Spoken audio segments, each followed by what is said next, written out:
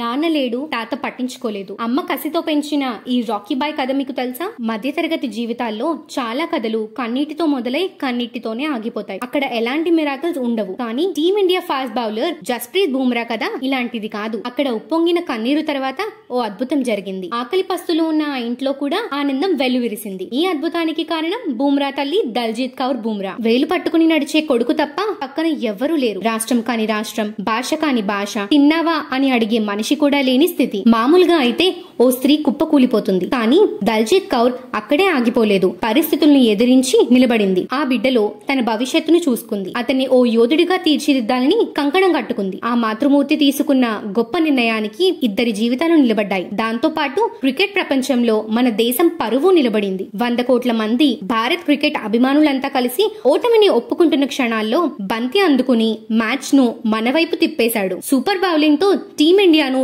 Champions గా నిలిపాడు. జస్ప్రీత్ బుమ్రా పై ప్రస్తుతం సర్వత్రా ప్రశంస వర్షం కురుస్తోంది. ఆహా బుమ్రా, ఓహో బుమ్రా అంటూ ఇప్పుడంతా పొగుడుతున్నారు. కానీ పసితనంలో తను అనాథలాగా బతికాడని చాలా మందికి తెలియదు. కన్నీళ్లు పెట్టించే బుమ్రా లైఫ్ స్టోరీ గురించి ఇప్పుడు మనం తెలుసుకుందాం. జస్ప్రీత్ బుమ్రా పంజాబీ కుటుంబానికి చెందినవాడు. తండ్రి పేరు జస్వీర్ సింగ్, తల్లి పేరు దల్జీత్ కౌర్ బుమ్రా. బుమ్రాకు 6 ఏళ్ల వయసున్నప్పుడు తండ్రి మరణించాడు. తండ్రి లేని బిడ్డ అయిన మనవడిని, భర్త కోల్పోయిన బాధలో ఉన్న కోడల్ని చేరదేయాల్సిన బుమ్రా వాళ్ల తాత సంతోష్ సింగ్ బుమ్రా వాళ్లను వదిలేసి వేరే ఊరికి వెళ్లిపోయాడు. భర్త మరణం, మామగారు పట్టించుకోకపోవడంతో బుమ్రా తల్లి ఒంటరిదైపోయింది. అదే ఆమెలో కసిని పెంచింది. ఎలాగైనా తన కొడుకుని గొప్పవాణ్ణి చేయడానికి కంకణం కట్టుకుంది. అప్పటికే వస్త్రపూర్లోని ఓ పాఠశాలలో ప్రిన్సిపల్ గా పనిచేస్తూ ఆమె తన బిడ్డ కోసం మరింత కష్టపడింది. చిన్నతనం నుంచి బుమ్రాకు క్రికెట్ పై ఉన్న ఇష్టాన్ని పసిగట్టిన తల్లి దల్జీత్ కౌర్ బుమ్రాను క్రికెట్ వైపు ప్రోత్సహించింది. తల్లితో కలిసి ఓ అద్దె ఇంట్లో ఉంటున్న సమయంలో బుమ్రా బాల్ తో ఆడుకుంటూ ఉంటే కింద ఉన్న ఇంటి ఓనర్లకు సౌండ్ వస్తే డిస్టర్బ్ అవుతుందని